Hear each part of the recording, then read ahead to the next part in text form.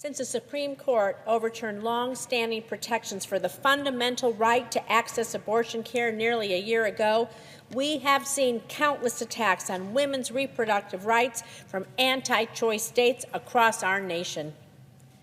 States that are banning abortions without exceptions for rape or incest.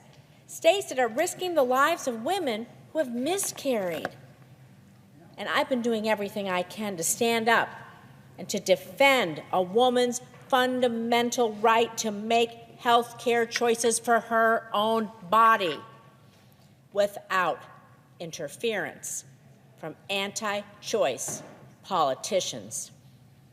And this includes making sure we protect our veterans' rights, and that includes the right for those veterans to make decisions over their own bodies.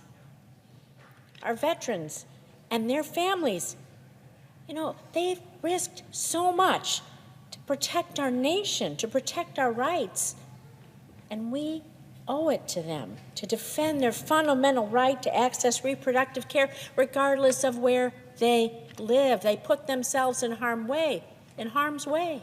We must protect them. That's why last year I urged the Department of Veterans Affairs to make it clear that they will provide access to abortion care to veterans and their families, and I'm glad they listened. But today, anti-choice Republicans in Washington want to overturn that restriction, and they want to restrict our veterans' access to reproductive care. And that's what today's debate is about. If they get their way, and they roll back this rule, the VA health care system would no longer be allowed to provide abortion counseling or any kind of care to service members and veterans, and listen to this, even in the cases of rape, even when the mother's life is at risk. I'm not going to let that happen. My state of Nevada is honored to be the home of hundreds of thousands of veterans, and we are a proud pro-choice state. When Nevadans sent me to the Senate, they sent me here to fight for their rights, and that's what I will always do.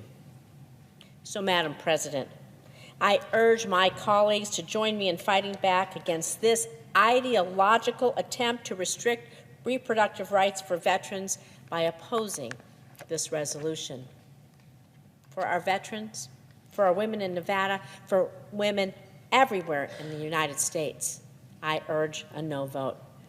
Thank you.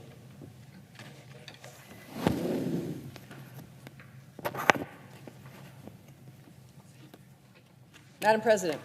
The senior senator from Nevada. Madam President, I join my colleagues today